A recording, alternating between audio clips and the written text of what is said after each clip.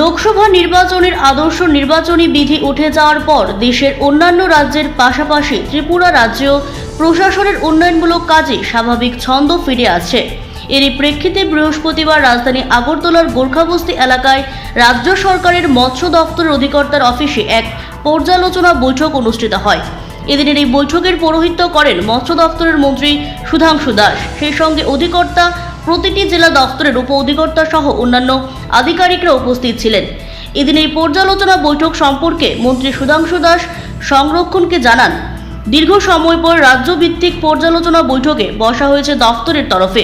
এদিনের এই বৈঠকে মূলত 2023-24 অর্থ বছরে দপ্তরের যে বাজেট ধরা হয়েছিল তা কতটুকু পূরণ করা সম্ভব হয়েছে, জেলায় জেলায় মাছ উৎপাদন এবং পালনে কতটুকু অগ্রগতি হয়েছে, চাহিদার সঙ্গে সামঞ্জস্য রেখে রাজ্য মাছের উৎপাদন কতটুকু বৃদ্ধি পেয়েছে, এই বিষয়গুলো নিয়ে আলোচনা হয়েছে।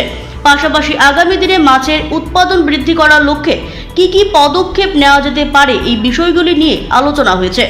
সাংবাদিকদের প্রশ্নের উত্তরে মন্ত্রী জানান, রাজ্যে মাছের চাহিদার 100% উৎপাদন করা এখনো সম্ভব হচ্ছে না, তবে এই লক্ষ্য পূরণের জন্য দপ্তর কাজ করছে বলেও জানান।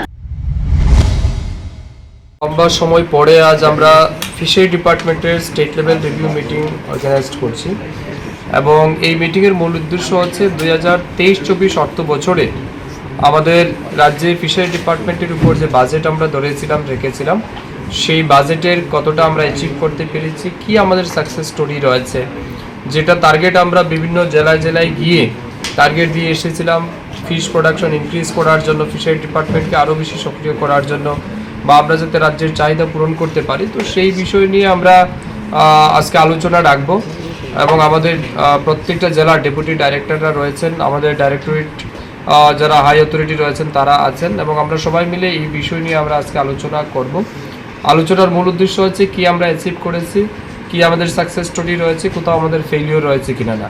তো এই সমস্ত বিষয় নিয়ে আলোচনা করে এই বছর, যেটা চলতি বছর আমাদের 24-25, যদিও আমরা লোকসভা নির্বাচনের কারণে বা এমসিসির কারণে আমাদের অনেকটাই ডিলে হয়েছে এই বছরটা শুরু করতে, তবু আমরা মিশন মোডে কিভাবে পুরো বছরের টার্গেটটাকে আমরা অ্যাচিভ করতে পারি সেই বিষয় নিয়ে আজ আমরা আলোচনা রাখবো এবং টার্গেট ফিক্সড করে আগামী দিন রেসপেক্টিভ ডিস্ট্রিক্টকেও সেইভাবে টার্গেট ডিভাইড করে দেওয়া হবে।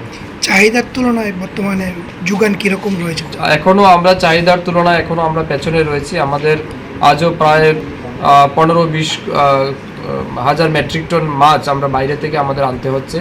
তো এটা আমাদের কাছে বিগ চ্যালেঞ্জ, কিন্তু সাথে সাথে আমাদের সফলতা অনেকটা রয়েছে। যেমন এই 23-24 অর্থ বছরে আমরা একটা বড় স্কিম স্যাংশন করেছি, আপনাদেরকেও আমরা অবগত করেছিলাম, আমাদের ঊনকোটি জেলার 17 মিয়া হাওর যেটা, তো এটার কাজ রিসেন্টলি শুরু হবে। এখান থেকেও আমরা একটা বড় কন্ট্রিবিউশন মানে ফিশ প্রোডাকশনের ক্ষেত্রে আমরা পাবো।